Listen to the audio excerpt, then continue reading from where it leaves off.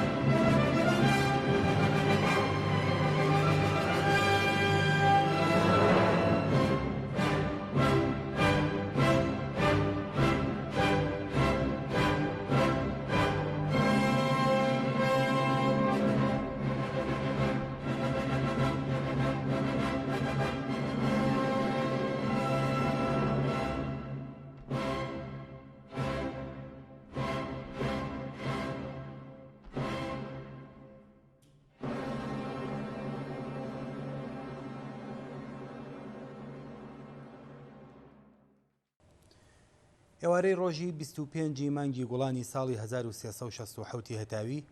33 ساڵ پێش ئێستا فڕۆکە شەڕکەڕەکانی حکوومەتی جەنایەتکاری فاشیستی عێراق جارێکی تر هێرشیان کردە سەر مەقەڕ و بارەگاکانی ناوەندی کۆمەڵە و دایانە بەر بۆمبارانی شیمیایی. لەو کارەساتە دڵتەزێنەدا 23 کەس لە باشترین ئەندامان و کادرەکانی کۆمەڵە و حیزبی کۆمۆنیستی ئێران گیانیان بەخت کرد و 150 هاوڕێ و هاوسەنگەری تریشمان بریندار و مەسموم بوون کە بە هاوکاری کەمیوێنەی خەڵکی ئەو ناوچەیە توانرا لە مەرگ ڕزگاریان بێت.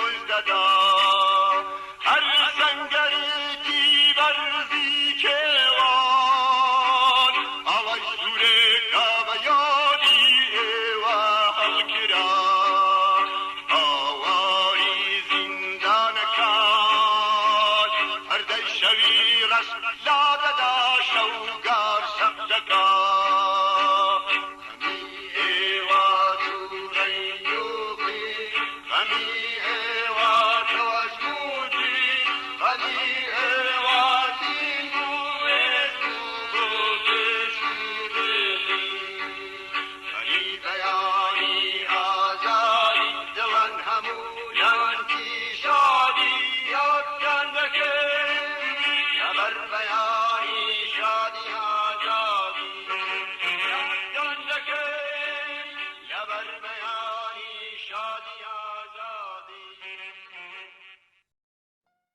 ئەم خۆشەویستانە پۆلێک لە پێشڕەوانی بزوتنەوەی کرێکاری و کۆمۆنیستی کوردستان و ئێران و سیمای ناسرا و ئازیزی جەماوەری کرێکار و زەحمەتکێش بوون کە لە دژی نظامی زاڵمانە و چەوسێنەرانی سەرمایەداری لە دژی شەڕ و کوشتار و بێمافی ئینسان ڕاپەڕێبوون و گیانیان لە پێناو ئامانجی بەرزیاندا بەخت کردبوو. ئازیزانێک کە ئەستێرەی گەش و چرای ڕووناکەرەوەی ڕێگای خەبات بەرەو سەرکەوتنمان و یادیان قەت لەبیر ناچێت.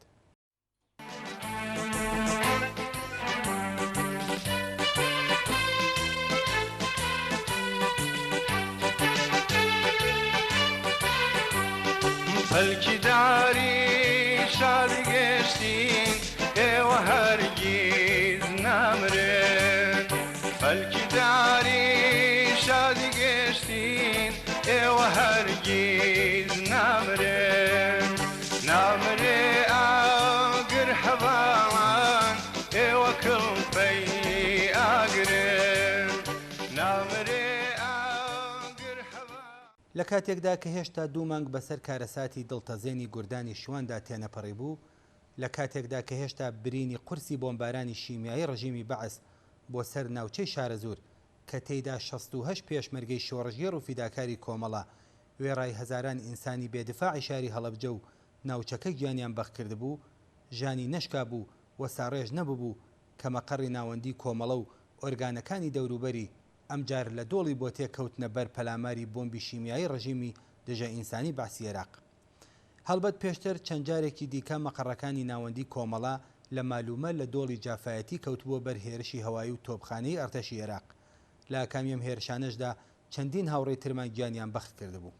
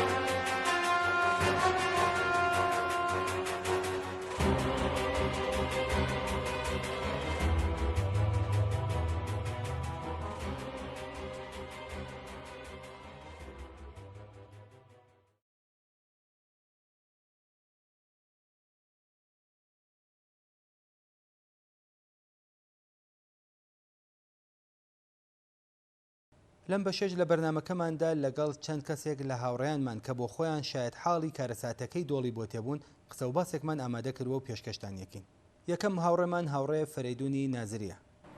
هاوڕێ فەرەیدوونم کاتت باش، زۆر سپاس بۆ بەشداری لە بەرنامەی ئەمڕۆمان. زۆر سپاس بێەوە بۆ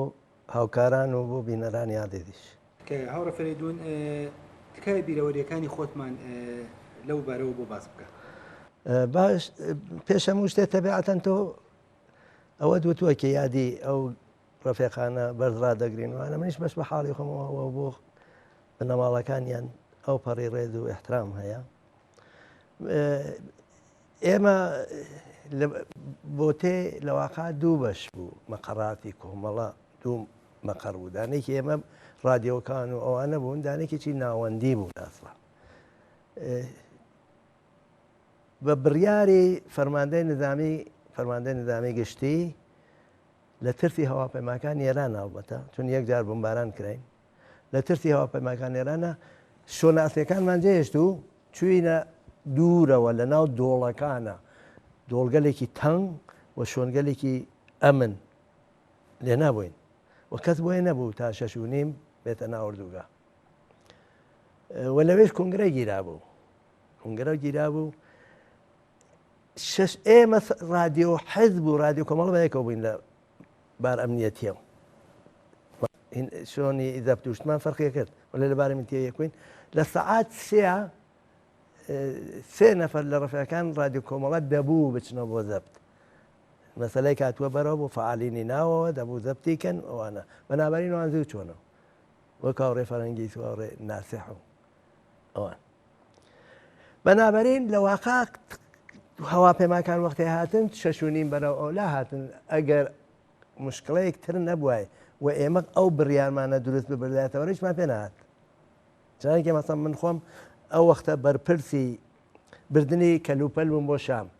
هاتوومە شۆنێک نزیکتر بوو بە منتەقەی ئەسڵیەوە بەڵام ئەو نەم پێات کە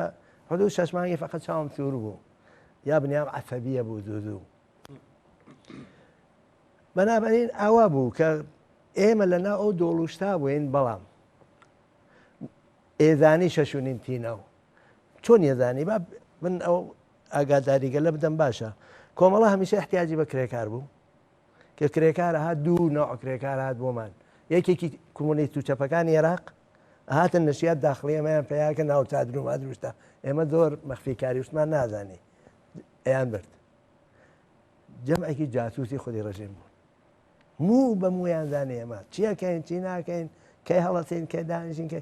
بەنابەرین وەختێک دایان لێمان کەیتر ئەو دەبوو بیتەوە ناو منتەقەی ئەسڵیەکەت یەکترین ببینین و چە بکەین و چە بکەین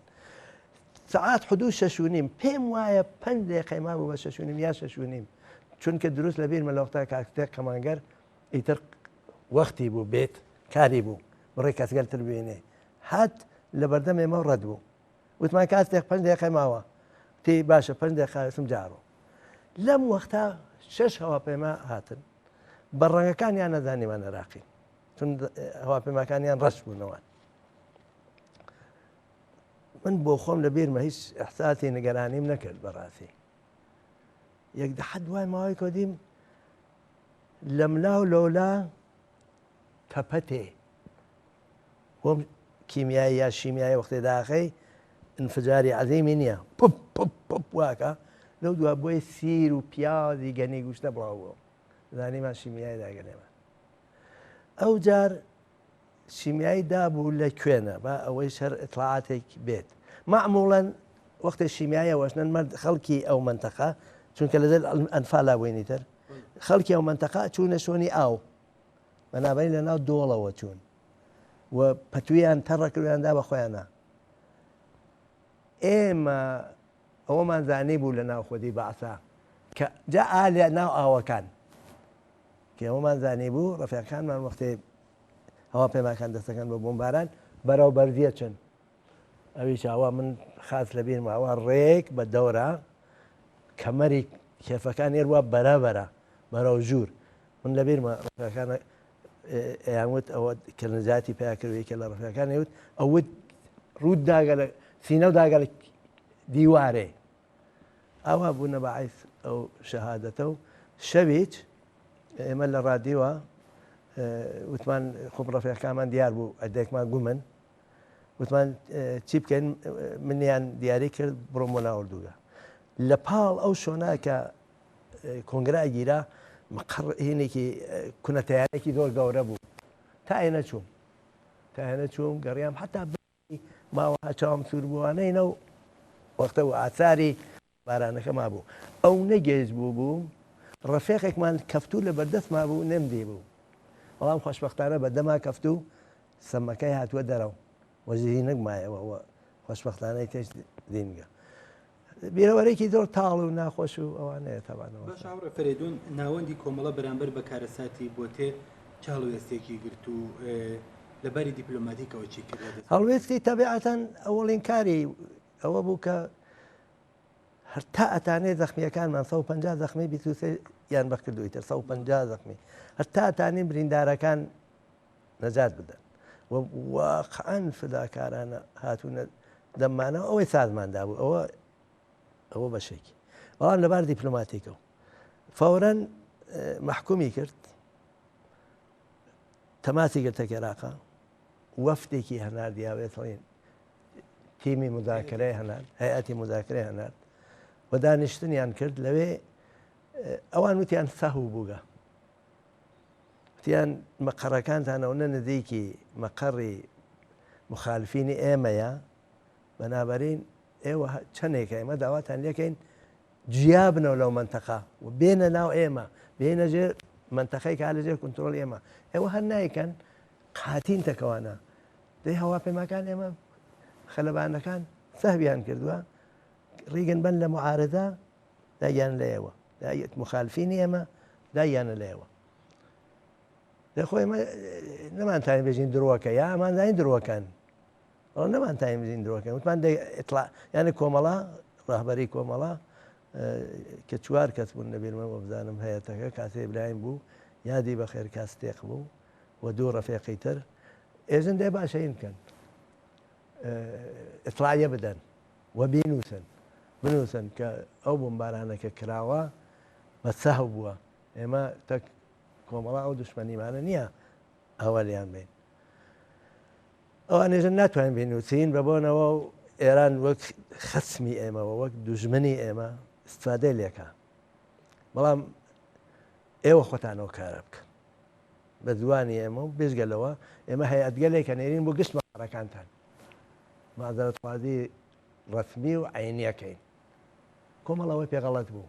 بەڵام بەوانیشی نەوت نا ئەمەڵە ئیجازە نەدابێن بێن ناوە قەڕەکانمان ئەمما ئەوەی کە وتیان ئیسڵاحیە بدەن بژن مازەرەتیان خواستووە ساو بووە تویان مطلقا ناوی شیمیایی شتەمەوە کۆمەڵە لەو فاسڵا هەموو ڕەفێقەکان خۆی وە سازمانەکان خۆی وە ئۆرگانەکان خۆی ڕێکخراوەکان خۆی لە دەرەوە کارێکی کردو کە بە شێوەی عەزیم بڵاویکەنەوە کە عێراق بۆمبارانی شیمیایی مەقەڕەکانی ناوەندی کۆمەڵی کردووە لە بۆ تێ دە ئەوان گلەیان کرد لەسەرەوە ئەمە ڕەفێقەکان ئێمە جوابیاندا بووە و هەروەک چۆن ئێوە ساوتان کرد ئێمەی ساو ئەوەیە یانە مەبەستمەوەی مەوزعێکی ئاوای بوو ڕەسمەن محکومی کرد کۆمەڵە ئەوەی کە یەک چت هەیە عێراق لە شەڕی ئاخری شەڕی ئێران و عێراقا زۆر بە قودرەت ببوو یەکێ لە دەیلەکانی چێوە بوو فەڕەنسە موشەگەلێکی داو بە عێراق کە حتا تا مەشەد یەکوتا بەنابەرین زۆر احساس قودرەتیە کرد ئێمە شێتێکی چکۆ لە بووینی تر بە نسبەت ئەوانەژین ئێمەش پارتیزانێکی تەوانمان مەحدود بەنابەرین زۆر بە زەرەرمان تەواو بوو ئەگەر بە زەرەر ئێمە بە زەرەری مەردم بە زەرەری ئەم پێشمەرگە ژن و پیا و ئەمانە و خزمیان و کەسیان و مردمی زۆر کۆمەڵیان خۆشگەڕ بوو ئەوانی ژەر خەمبارە بوون ومانە لە ڕاگەیاندەکەیان نەینووسی کە بومباران کیمیایی یا شیمیایی بووە ئەنە دەربەمانە خوارە مازانی کە ئەو دڕوەکە ئەسەن مذاکرەی بین هەیئەت و ئەملاوەلا نازانم دەورەی سۆسیالیستیا چۆن دەبێت بەڵام لە دەورەی ئەمانە کەیسە هەیە گشت دوولاکە دڕوەکەن و دوولاکەی زان دڕوەکەن بەنابەری نەمانووسی وەلێ بەو شێوە بڵاو کراوە بەنەدە من هەڵوێستێکی ژیرانە بوو هین کۆمەڵە. سپاس هاوڕێ فەریدی. سپاس بۆ تۆ. ئەگەڕێنەوە لاتە. یاد باد یاد عزیزتان، یاد باد یاد عزیزتان، ای گرامیان ای مبارزان، در رهی که خود بود عزیز، ای دلاوران یادتان کنیم بامدادان به سکوت، رنج‌های فراوان سیه چال زندان، در هم نشکسته عزمتان را رفقا، این دنیای بیدار با رنج ما آباد، کجایش زندانمان نبوده رفقا. برخیزیم برخیزیم برخیزیم، چشم دریده مرگ عربده سرکوب، در پیشگاه عزمتان خمیده رفقا، رزم بیباکتان نیرو بخش ما شد، در راهی که رفتید رست پاریم رفقا، تا برابری محو بردگی، تا افتد رنج انسان از جهان رفقا، با امید فتح روز پیروزی استواریم بر این پیمان با شما رفقا.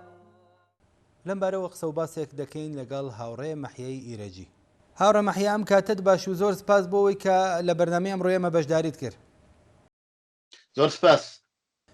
هاوڕێ مەحیا، ئەزانم وە بیرهێنانەوەی ئەو شتانی ئەو کات بینیوتە سەختە، بەڵام داوات لێ یەکەم چیت لە بیرماوە بۆمانی باس بکەی. زۆر سڵام هەیە بۆ ئێوە بۆ بینەرانی تەلەڤیزیۆنی کۆمەڵا، هەروەها سڵاوان ئێرم بۆ یادی گیان بەخت کردوانی دۆڵی بۆتێ کە بۆ چیمیابارانی حکوومەتی باسی عێراقدا گیانیان بەخت کرد و هەموو گیان بەخت کردوانی ڕێگەی ئازادی و سوسیالیست.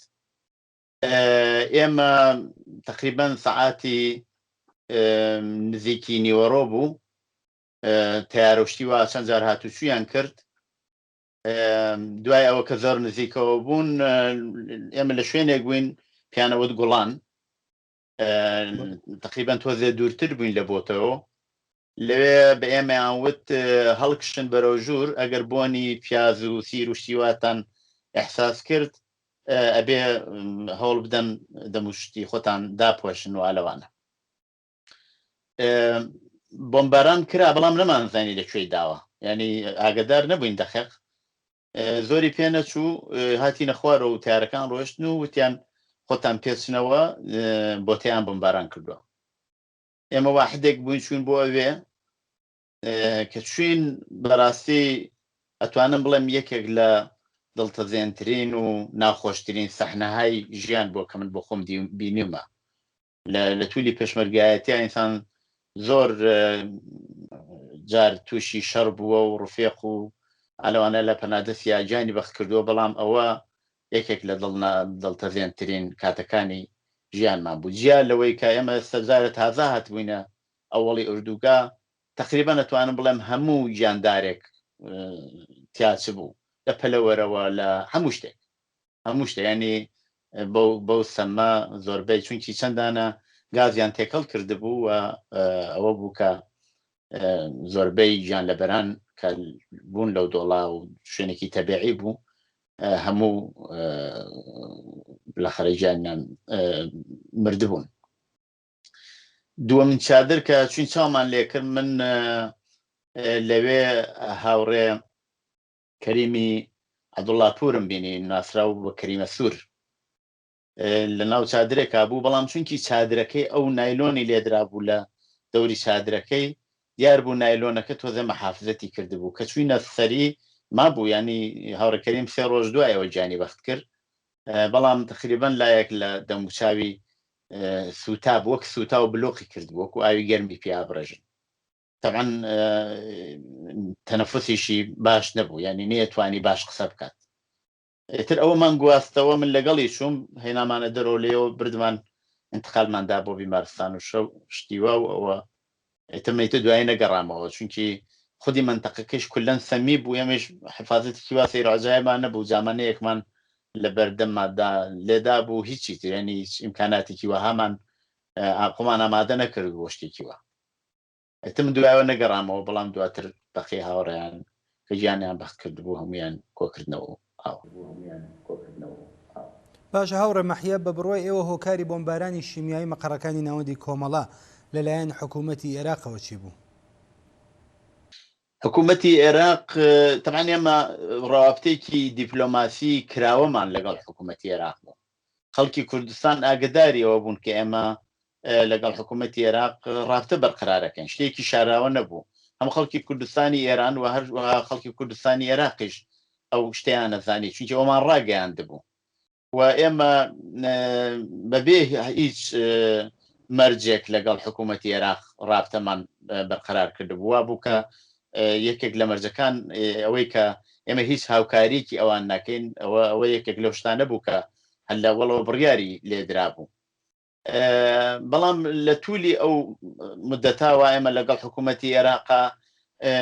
پەیوەندیمان گرت بوو چە ئەو کاتە لە ناوەوەی ئێران بووین و دواتریش کە هاتینە ئەو دیوی سنوورەکانەوە طبعا دەوڵەتی عێراق زۆری پێخۆش بوو ئێمە بێنێتە تحتی سولتەی خۆی بمانهێنێتە مەناتقێکە لەژێر کۆنتترۆلی خۆیەتی و بارها حتا ئێوەتەوە ئیمکاناتەوە ئێمە بە مجاهدینمان داوە لەوە زیاتریش بێەوە دێن بینە بێنە مەناتقی کەرکووک و ئالەو ناوە ئیمکاناتێکی فراوان و هینتان پێدەین باشتان پێدەین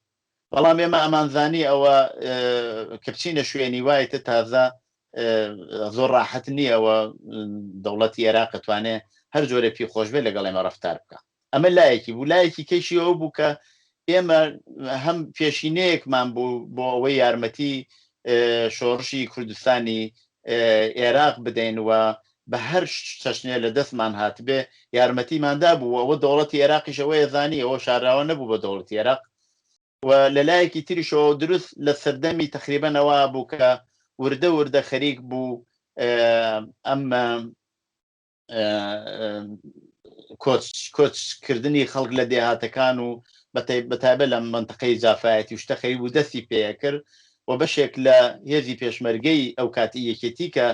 لە لای ئێمەوە ڕەدەبوونوانە تێروتەسە لە کران یارمەتی ئەدران و پوختە و هەموو شتێکە کران بە غەزا و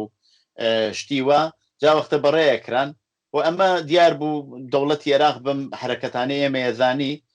و لە لایەکی تریشۆ ئەیزانی کە ئێمە چەندێ چۆن نێوانمان لەگە خەڵکە هەیە خەڵک زۆر باوەڕی بە ئێمە بوو ئەوە بوو ئەوان قابلی قبول نەبوو و یانویست بە نەوعێک وە چونکی نەیشە چوینە ژێر ئەو بڕیارانەی ئەوان کە ئێمە بچینە مەناتقی تحتی کۆنتترۆلی ئەوان خۆ هەر جارێ بە نەوعێک یانویست هەڕەشەمان لێ بکەن و زەربەی خۆیان لێ بدەن ئەوە بوو کە تقریبەن ئەوانیان زانی ئەو شوێنێکە شوێنی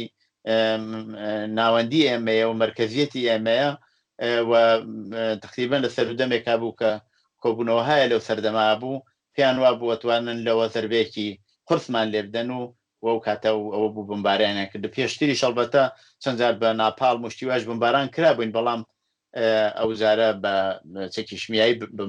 بردمان کرێن هۆکاری ئەسڵیەکەی بریتی بوو لەوەکە خەڵکی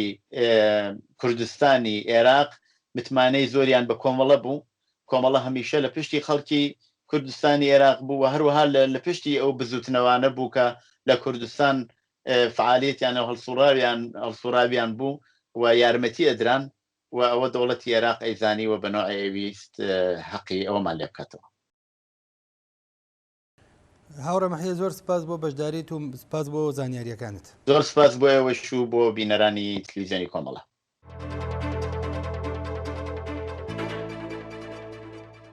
دەرفەتێکە لەگەڵ هاوڕێ ژیانی زولفەقاریش لەم بارەیەوە قسە و باسێکمان بێت. هاوڕێ ژیانم کاتت باش و زۆر سپاس بۆەوەی کە کاتی خۆت خستوەتە اختیاری ئەمە و لەم بەرنامە بەشداریت کردووە. ڕاستەکەم کاروانگیا منی زۆر سپاسی واکەم و ئەم وەختتان بە مندا لە بەرنامەتانە شرکت کەم و سڵاو ڕزمەیە بۆ تو هاوڕیان و بینەرایی خۆشەویستی تلویزیۆنی کۆمەڵە. لە خزمەتیان هاوڕێ ژیان لەسەر کارەساتی بۆتێ چیت بیرماوەت کایە بۆ بینەرانی بەرنامەکەمانی باس بکە.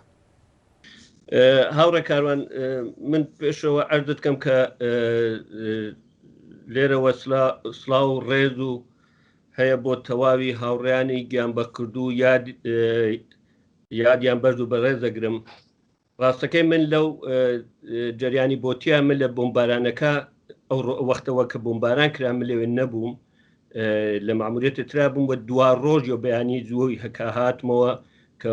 ئەبەتە شەویە خەبەرمانزانی کە و جریانە پێشاتوو بەیانی دوو هاتمەوە کە چوون بۆ بۆتێ من لەوێەوە ئیتر هینەکەتان بۆ باس دەکەم کە چم دیوە وە چۆن بوو جریان. ئێمە لە ماموریەتە دریا کارە وەختە پێمان کە تەک جەماعەتی بەخش فەنیە وەختە بڕۆینەوە ڕادیۆ کۆنتترۆلکە وەگەکرێت ڕادیۆ بخرگێتەوە کار لە بۆتیا کە من خات لە بیرمە بە ماشینێکەوە تەک هاوڕێکەریمی نەغەدەیە و هاوڕە فەشا سڵتانپور چەند ڕەفێقەتت بە ماشین کە چون ناوبۆتێ ئەو نەگازەکە غەلیز بوو کە باوەڕ کە ماشینەکە بە زۆرە چوونە ناو بۆتێ وە گشتمان تاگەینە بەخشی فەنی کەوتە لە کەمە بەرداییکە بوو گشتمان مەسموم بووین و نەکریا لەوێ بمێنینە و ئیتر نەکریا ڕادیۆش بێسڵا بخرگێتە کار گەڕیاینەوە. من تەنیا شتێکتان بۆ گەڕم وەختێ ئێمە چوینەوە تەنیا مەوجود فرێک حیوان و ڕوی و پشیلە و هەچی پەرەندە و شتێکشتێ وەک گەڵا وەری و نەخوارەوە یەک دانە گەڵایت بەدارە و نەماوە دنیا ڕەش و تار بوو نەفەتکێشان فرە سەخت بوو دین تا بێژم باوەڕم پێ بکە شاید نیم متر خۆشمان نادی تەنیا یەک چت کە فرە لێرا بیگەڕمە و وەکینێک ئەوە بوو کە وەختێ ئێمە چوینە سەر بەخشفەنی لێنا لولە ئاوێک شێرێ ئاو لەبەر بەخشفەنیا بوو تەنیا مەوجودێکە زندە ماو لێنا کەڵەشەر یا کەڵەبابێ بوو کە ئەوی شێرێک ئاوەکە باز بوو ئاوەکە ڕژات سەری داو بەری کەڵەشێرەکە سەری داو بەرەوەوە ئەو مەوجودە فقط ماو لە ناو بۆتیاگە نەگویا نەر یەک حیوانی پەلەوەر نەماو گشتی دارەکان وەک سووتیاون نەفەتکێشان فرە سەخت بوو دین ئەسەن فرە مژ بوو ئەسەن نەتی گازەکە فرە غەلیز بوو دنیایك وەک ئەوە کە کیسەی ئادت ڕژانوێ بەسەر ئەم زەوینەوەینا گشتی سپی بوو. ئەمە تا وەختێوە ئەوڵ کەڕەتی کەچوین دوایەوە چون ئەو هاوڕیانێ بەخش فەنی کە ژم هاوڕەکەیمە فەشان پێشتر لە بۆمبارانەکەیان لێ نابوون حاڵیانەوان زۆر باش نەبوو ئیتروانیان توانیدان بێنەوە نەماتوان ڕادوخە کەف ئەوانیان هەنات بۆ بێسڵا بۆ مەداوایان کەم بۆ مەرکەز پزیشکی وشتا من تەک چەند ڕەفێقە تراماینەوە بۆ ئەوە کە بداین وەجە چون وە کەفتینە سعات گەر ئەوەڵی ئەوەت پێ بێژم ئێمە نەمانتوانین جنازە ڕەفەکانمان پیاکەین بداین کێ ماوە کێ نەماوە من ئەوەت پێ بێژم ئەوە کەڕەتێکە ئەوانە وا لە بۆتیا بوون و بۆ تێزانن جادێکمان بوو کە چوونە سەر تا ئاخری بۆتێ بۆ سەرکانیک بوو لێنا لە نیمێ ڕێگەیە رادیۆ حەزب لێ نابوو ئەوە کەمێ جادە پێچیە خوارد من لێنا پامەڵ کەفت بە پاکە چون پامەڵکە وەختە دیم دایان جنازە ڕەفەکان خۆمانە ئاوا ئەمان توانین جنازەکان دۆدنەوە ئێمە تەقریبەن یەک دوو ڕۆژێ لێنا بە تراکتۆر بە کومەکی ڕەفەکانتر جنازەکانمان کۆ کردەوە وەمان بردە خوارەوە لە دەرەوەی دووگە دایانمانەنیا لێنی چە ڕەفەکانتر خەریک بوون بە لۆ دەرۆم لاولا کە بەحاڵ زیارەتیان بۆ ئامادەکەن و بۆ ناشتنیان ئەمە تا ئێنەیە جا ئەم دوو ڕۆژە چتکەرێک کە لە وەختی جنازە جەمکردن شتکەر و چتکەرێکی اتفاقەرێکی شکەوتکەوە من حەزەکەم لێرا بیگەڕمەوە کە ڕۆحیە بەربانکێ ماوەی کورت بوو کە دوای جەریانی گوردانی شوان ئەم جەریانی بۆ تێش پێشات بەڕاستی لێرە باسی ڕۆحیە بەرزی ئەو پێشمەرگانە و کادرەکان لەوێکم بانکی دوو زەربێ پشتەرەکی قورسمان خوارد بوو وەێ بە چ ڕۆحەیەکی و بە دڵسۆزیک و بە هاوکاریک و بەدا یەکترینە ئاهاتن من ئەوەت پێ بێژم لە وەختی جنازە جەمۆکردنەکە من هاوڕێکمانەوە هاوڕێ معین مەردۆخ کە شەید هاوڕێ ناسێح گیانی بەکرد بوو لێنا ئێمە جنازەکەمان دۆی معینی برای تەکمان بوو وەختی جنازەکەمان دۆزیەوە من لێنا تواشای معینم کردیم معین ئاونێکە وتم معین تۆ تەگەم جنازە ناسەحە بڕۆ ئیتر مێرە لازم ناکاتەوە بیتەوەمان وتی بۆ چا وتم ئیتر ئەو جنازە ناسەحە تو بڕۆ لێنا بۆ زیارەتانی وم لا وتی بۆ چۆ هاوڕیان تە فەرقیان تەک ناسەحە بوو من بەڕاستی نەچوو ێستا کۆمەکمای کرد هاوڕیانتی زۆر بە دڵسۆزانەیتر لەو هینە بماشیایی ئەوەشی پێ بڵم هەر دەحفێکە مەچوونە ناو ئوردوگا یەک دوو جنازەمان جەمە کردە و هاتینەوە حاڵمان خراو بوو جەماعەتنیان توانی دامەی بن لێنا تەشکیلات بە جەماعەتێکە و چەندین کارتون شیری بۆمانە نردوو تویان شیر باشە شیرەکانمان هەڵە قۆران حاڵەتێ تەحەبۆ ئەستفراق و ئەمراولامان و بادمە چوونە ناو بۆتێ بۆ جەمۆکردن و احتماڵەن زەخمی پیاکردنێک احتماڵەن کەسێک ئەگەر تاوەختە گیانی لە دەست نەداوێت ئەگەڕیان بەسن وە ئەوەش بێبێژم کاکارەوە وەختی ئەچوون بە ڕێگا ژێر پامان خرمەیە هات ئێمەمانزانی گەڵاس مادای پانی بە گەڵاکانە وەک پایی چۆن لە بانگەڵای فرەوەچی خرمەی تێ دوایی ماوەیەکەوە متوەجی وەختی من دووبارە دوایەوە کە چەند ڕۆژێک و هەفتەی گوزەریان لە جریانی بۆتی من ڕایتر چوومە و متوەجی بووم ئەوانە گشتی پامانی ناپیا پەلەوەەر بوو مەلیک و پەلەوەرگەرتر بوو کە گشتی بەو موادە شیمیایە گشتی داکەفتون لە بێن چوومە پامانیا بەوانە هاوڕێژیان هاوکاری خەڵکی ئەو ناوچە بە تایبەت کادرە دەرمانیەکان ئەیتوانی جەزای مەرگی بۆ ئەوان لێ بکەوێتەوە هۆکاری چی بوو ئەو خەڵکە و ئەو دکتۆر و پەرستارانە بەو پەڕی فیداکاریەوە باوجودی ئەوەشیان نەزانی یارمەتیدەری بریندارەکانی کۆمەڵیان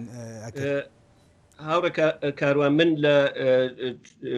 بۆمبارانکان تری بۆ تێشە هەر من لە ئوردوگای سۆرانم بووم نزیکی بۆ تێ بووم لەوانچە هەر بوومی بووم هەمیشە و مردمە بەدەممانەوە بووم لە هەنجە ئەویچە نەتیجەوەچە بەڕاستی بانکی ئێمە مەسەڵەن حزبی بەعسی عێراق وەختە یارمەتیگەریکماندا وەلی هیچ وەخت تەشکیلاتی کۆمەڵا هیچ نوع ئاوانسێک و هیچ نوع هاوکارێکی تەک حزبی باس و دەوڵەتی عێراق نەکرد بەرعکسی هەمیشە دایم ئێمە پشتیوانی ئۆپۆزیسیۆنگەری کوردستانی عێراق بووین و هەمیشە یارمەتیانمانەدا و ئەوەش پێ بێژم کاکاروان ئێمە فرێ خەڵکی ئەو منتەقە کە چەپ و خۆیان چەپ و بە کۆمیتەدان هاتن ناو ئێمە خۆیانیان جێگە کردبوو و ئێمە ناو خۆمانە شاردبوویانمانەوە و ئاموزشیانماندا نەشریە پێشڕە و دانێ لە فرەترین نەشیەگەر بوو کە لە ناو خەڵکی کوردستانی عێراقە بڵاوە بووە و هەر دەست ناکەمنەوە خەڵک بەخاتر چێت بەخاتر و بەڕاستی ئێمە هەمیشەدایان بەدەمی خەڵک و ڕاستەقینەوە لە مەسەلەی مەسەڵەن ژنان ئەو پێشمەرگەی ژن ناو ئێمە ئەوە زۆر شتێکی گەورە بوو شتێکی تازە بوو بۆ ژنانی ناو بە تایمەسەڵ منتەقە سلێمانی و شتەکە ئێمە بووین افتخاریانەکەوە زۆر ژنانیش لە ڕابطە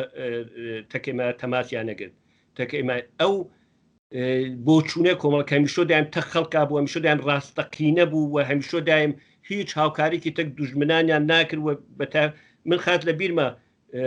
زمانی سەدام حوسێن حکومە نظامیان ئێلام کرد لە سلێمانیا مەقڕاتی کۆمەڵە لە ناو سلێمانێک کە ئەگەر بەعس بیزانی با وێرانیە کرد وەلی بوو بە پەناگای فرێک سەروازگەر کە ئەوەختە بە قسەی خۆیان ئەسکەری فەراریان پێوت هەری خەڵکی سلێمانیشتە ئێمە شادیانمانەوە لە ناو ئەمە حەشاد ئەدریان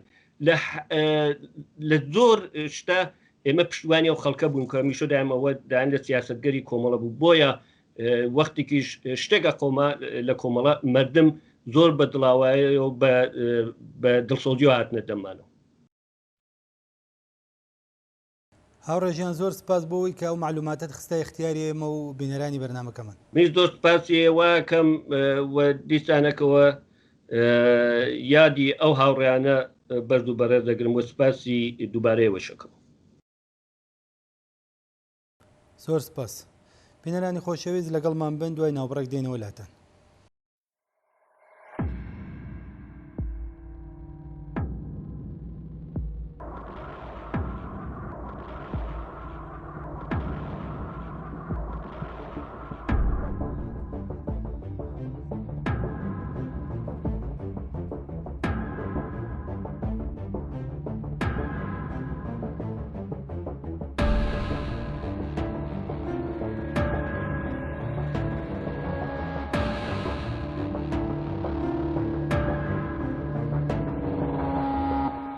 بۆتێ ساڵهاتی دووهەم کارەساتی شیمیاباران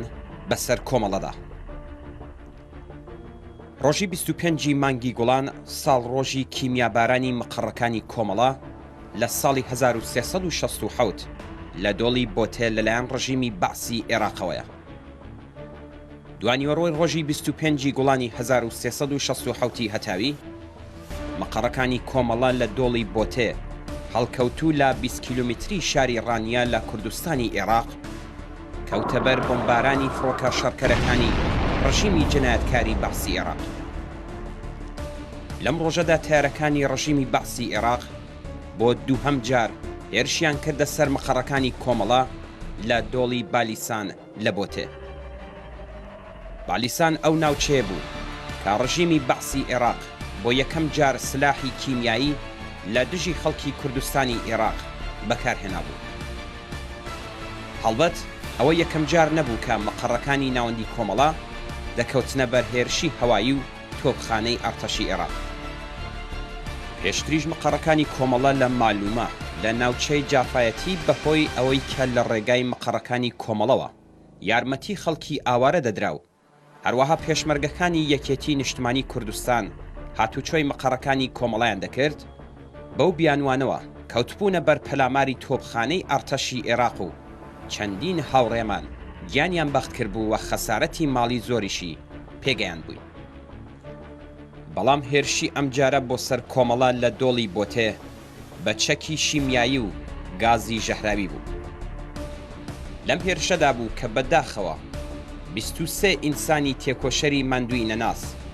23 شۆڕشگێڕی ڕێگای ئازادی و سۆسیالیزم گیانیان بەخت کرد و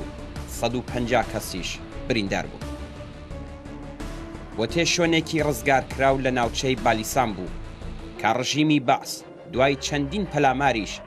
نەیتوانی بوو داگیری بکات. ڕژیمی بەعس لە ڕێگای جۆرا و جۆرەوە هەوڵی دەدا کە مەقڕەکانی ناوەندی کۆمەڵە لە شوێنە ئازادکراوەکانی کوردستانی عێراقەوە بگوازرێتەوە بۆ شوێنەکانی ژێردەسەڵاتی خۆی. ئەو کات کۆمەڵە وەکو هەڵوێستێکی سیاسی بەرامبەر بەو هەوڵانەی دەوڵەتی عێراق خۆڕاگری دەکرد و نەیدەویست تا کاتێک کە شوێنێکی ئازاد لە کوردستانی عێراقدا مابێ مەقڕەکانی ناوەندی لە منتەقەی ژێردەسەڵاتی ئەو ڕژیمەدا بن. ئاخۆ هۆکاری ئەو پێداگرتنەی ڕژیمی بەعس لەسەر گواستنەوەی مەقڕەکانی کۆمەڵە بۆ ناوچەکانی ژێردەسەڵاتی خۆی و بۆ ئەم دژمنکاریەی کە گەیشت بە ئاستێک کە چەکی کیمیایی لە دژی کۆمەڵە بەکاربهێنێت چی بوو؟ بۆچی کۆمەڵە زوو دەکەوتە بەر پەلاماری ڕژیمی بەعس؟ لە ڕاستیدا هۆکارەکەی دەگەڕێتەوە بۆ هەست بە بەرپرسیارەتیکردنی کۆمەڵە بەرامبەر بە خەباتی عادڵانەی خەڵکی کوردستانی عێراق. کۆمەڵە بەپێی پرەنسیپ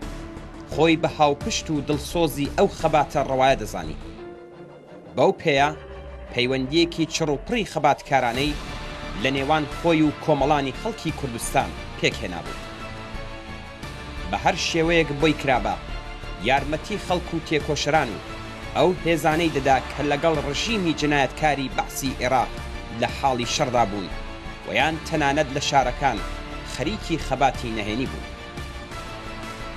کۆمەڵە دەشیزانی بەهۆی ڕەچاوکردنی ئەو سیاسەتەوە ممکنە بکەوێتە بەر شاڵاوی تۆڵەسەندنەوەی ڕژیمی بەعس کە دژمنی خەباتی خەڵکی کوردستان بوو.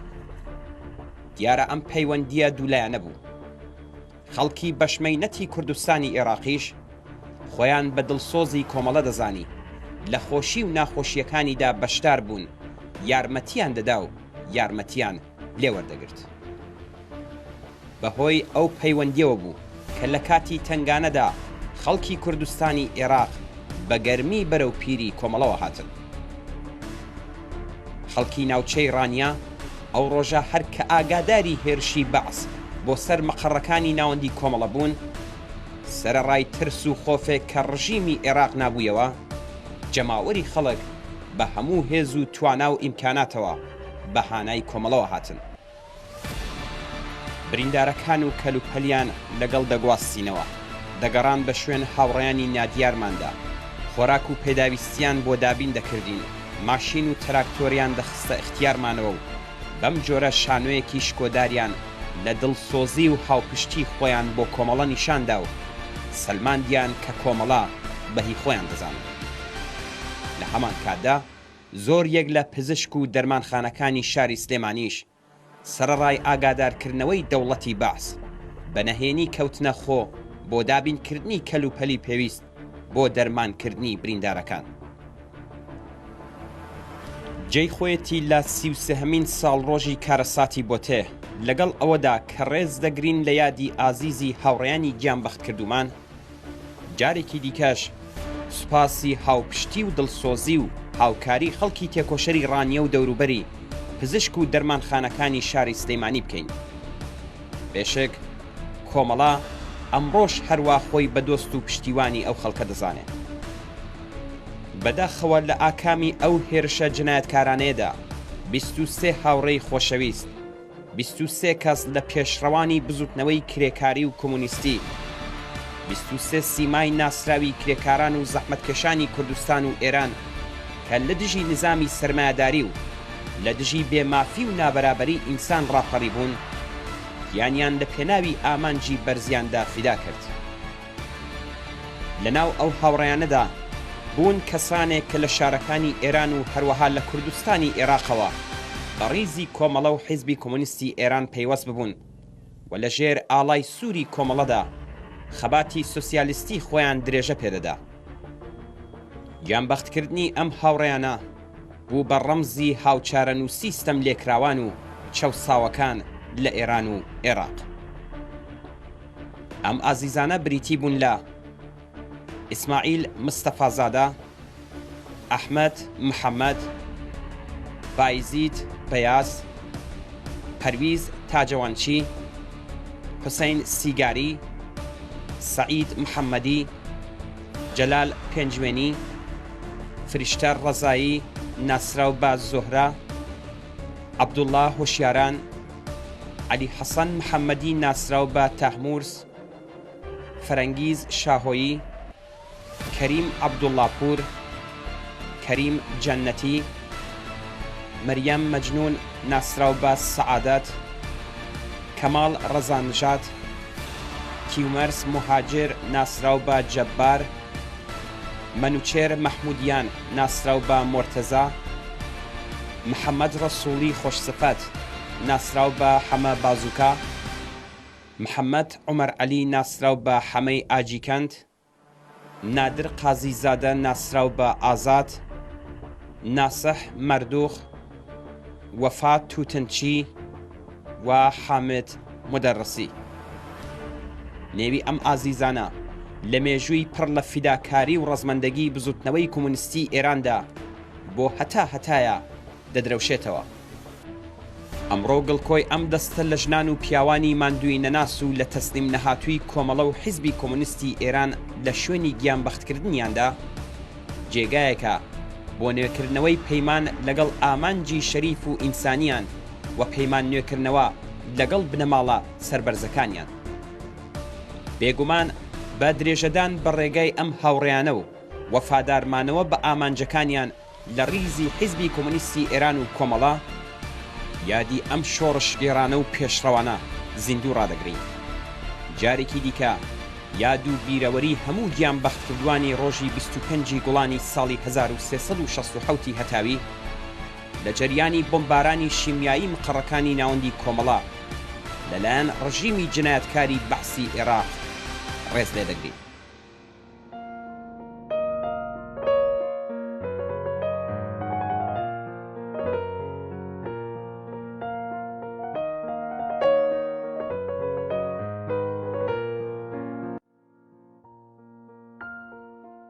ئێوارەیەک لە پڕ ئاسمان ڕەش هەڵگەڕا ئێوارەیەک لە پڕ ئاسمان ڕەش هەڵگەڕا هەوری چڵکن گەواڵ گەواڵ پاڵیان ڕێکدا و شۆراوەیاندا هێشتە سەر هەموو ترۆپکی شاخەکان خۆر لەسەر کەل بە پەلەپەل گشت گزنگی خۆی هەڵوێزنی و شۆڕ بووە ئەو دێوی چیا شەو وەکو شەوە پەلی کێشایە ئەو دۆڵە هەر هێندەی چاوتروکانێک 23 شاخ دایان بە چۆکی خۆیاندا 23 کانی وشک بوو لە پرمەی گریانیاندا 23 شوێن لە ئەرزی ڕاق لە هەیبەتی 23 تەرمی تازەدا قرچە قرچیان کەوتە لەشی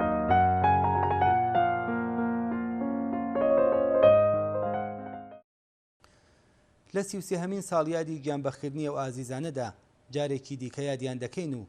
لە ئەزمونە شۆڕژگەڕیەکانیان و لە گیانبازیان و لە فیداکاری و لە خۆبردوویان دەرس وەردەگرین ئەو پەڕی ڕێز و خۆشەویستیشمان هەیە بۆ دایک و باوک و هەموو ئەندامانی بنەماڵە سەربەرزەکانیان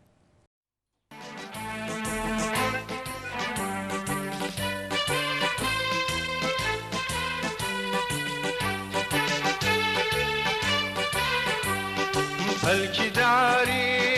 شادی گەشتین ئێوە هەرگیز نامرن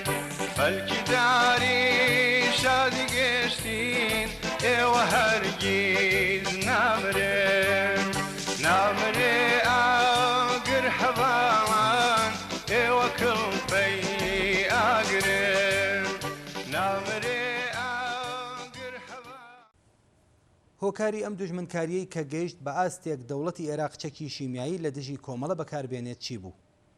ئەرتەشی عێراق بەو هێرش و پەلاماردانە یەک لە دوای یەکانەی چت هەدەفێکی تاقیب دەکرد و بە شوێن چمەبەستێکی تایبەتەوە بوو. ئەو ڕژیمە وای دەزانی کە بەو کوشتارانەی دەتوانێت کۆمەڵە بە چۆکدا بێنێ و دەستی لە هاوکاریکردنی خەباتی عادڵانی خەڵکی کوردستانی عێراق هەڵبگرێ. کۆمەڵە خۆی بە پشتیوان و دڵسۆزی ئەو خەباتە ڕەوایە دەزانی. کەم نەبوون ئەو تێکۆشەرانەی کوردستانی عێراق کە لە ژێر ئاڵای سووری کۆمەڵەدا خەباتی ئەنتەرناسیۆناڵیستی خۆیان درێژە پێدا کە لەناو ئەو 23 هاوڕێ گیانبەخکردووەشماندا ڕەنگی داوەتەوە ئەوە بۆ ڕژیمی بەعەز تەحمل نەدەکرا بۆیە لە هیچ جنایەتێک دەستی نەدەپاراست بۆ ئەوەی بتوانێت پردی پەیوەندی نێوان هێزی پێشمەرگەی کۆمەڵە و خەباتی کۆمەڵانی خەڵکی عێراق بۆ ئازادی بڕوخێنێ بەردەوام هەوڵیەدا کۆمەڵە ناچار بکات مەقەڕەکانی خۆی لە شوێنە ئازادکراوەکانی کوردستانی عێراقەوە بگوازێتەوە بۆ شوێنەکانی ژێر دەسەڵاتی ئەرتەشی عێراق بەڵام کۆمەڵە وەکو هەڵوێستێکی سیاسی بەرامبەر بەو هەوڵانی دەوڵەتی عێراق بەردەوام خۆراگری دەکرد و نەیدەویست تا کاتێک کە شوێنێکی ئازاد لە کوردستانی عێراقدا مابێت مەقەڕەکانی ناوەندی و هێزی پێشمەرگە لە منتەقەی ژێر دەسەڵاتی ڕژیمی بەعزدا بن. بوونی مەقەڕەکانی کۆمەڵە لەو ناوچە ئازادانەدا بەکردەوە ئێمەی لەگەڵ خەڵکی کوردستانی عێراق و ئەو هێزانەی کە بە دژی ڕژیمی دەسەڵاتدار بەسەر ئەم وڵاتەدا لە شەڕدا بوون هاوچارە نووس کردبوو. هەر لەبەر ئەوە کاتێک کارەساتی بۆ تێڕوویدا خەڵکی شاری ڕانیە و ئەو ناوچەیە هەرکە ئاگاداری هێرشی بەعز بۆ سەر مەقەڕەکانی ناوەندی کۆمەڵە بوون سەرڕای ترس و خۆفێک کە ڕژیمی عێراق نابوویەوە بە هەموو هێز و توانە و ئیمکاناتیانەوە بەهانای کۆمەڵەوە هاتن. شانۆیەکی شکۆداریان لە دڵسۆزی و هاوپشتی خۆیان بۆ کۆمەڵە نیشاندا و سەلماندیان کە کۆمەڵە لە خۆیان بەجیان نازانن. لە هەمان کاتدا زۆرێک لە پزیشک و دەرمانخانەکانی شاری سلێمانیش سەرڕای ئاگادارکردنەوەیان لەلایەن دەوڵەتی بەعسەوە کە یارمەتی بریندارەکانی بردومانە شیمیاییەکان نەدەن بەڵام ئەو دکتۆر و بیمارستانانە بە نهێنی کەوتنە خۆ بۆ دابینکردنی کەلوپەلی پێویست بۆ دەرمانکردنی بریندارەکانمان. هاوپشتی پڕاوپڕی خەڵکی کوردستانی عێراق و خەڵکی ئەو ناوچەیە بە تایبەت لەگەڵ پێشمەرگەکانی کۆمەڵە لەم ڕۆژەدا بیرەوەریەکە کە هەرگیز لەبیرمان ناچێتەوە. هەموو ساڵێکیش لە مەراسمی یادکردنەوەی هاوڕێیانی گیانبەخکردومان ئەو هاوپشتی و بەدەنگەوە هاتنانە بیردێنینەوە و باسییان دەکەین و دەیگەیەنینە نەوەکانی دوای خۆمان. لە 33هەمین ساڵیادی گیانبەخکردنی ئەو ئازیزانەدا جارێکی دیکە هەزاران درود و سڵاو لە شۆڕژگێڕیان لە گیانبازیان و لە فیداکاری و لە خۆبردوویان. ئەو پەڕی ڕێز و خۆشەویستیمان هەیە بۆ دایک و باوک و هەموو ئەندامانی بنەماڵە سەربەرزەکانیان یادیان بەرز و بەڕێز و ئاڵا سوورەکەیان شەکاوەیە و ڕێگای ئازیزیان پڕێبوارە.